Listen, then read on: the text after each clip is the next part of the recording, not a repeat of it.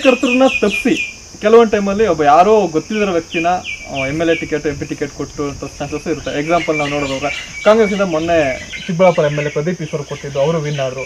ಇನ್ನು BJP ಪಾರ್ಟಿಯಲ್ಲಿ ನೋಡೋಕೆ ಹೋದರೆ ಪ್ರತಾಪ್ ಸಿಂಹ ಅವರಿಗೆ ಟಿಕೆಟ್ ಕೊಟ್ಟಿದ್ದು, ಅವರು ಸಂಸದರಾಗಿತ್ತು.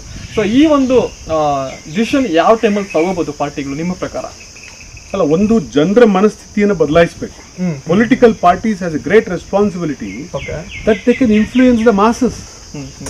ಜನಸಾಮಾನ್ಯರಿಗೆ ಅರ್ಥ ಮಾಡಿಸ್ಬೇಕು. ನೋಡಿ, ಇದು ಅನ್ಯಾಯ ಅಂತ ಜನಸಾಮಾನ್ಯರಿಗೆ ರಾಜಕೀಯ ಪಕ್ಷಗಳು ಅರ್ಥ ಮಾಡಿಸ್ಬೇಕು. ಹಿಂದೆ ಎಲ್ಲ ಸಮಾಜವಾದಿ ಪಾರ್ಟಿ ಬಂತು, ಈಗ ಹಂಗಿಲ್ಲ ಬಿಡಿ.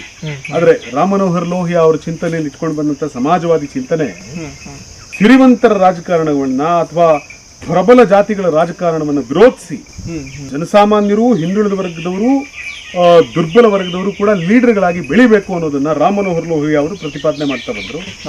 ಒಂದು ಇಡೀ ಜನಸಮೂಹದ ನಡುವೆ ಅಂಥದ್ದೊಂದು ಬಹಳ ದೊಡ್ಡ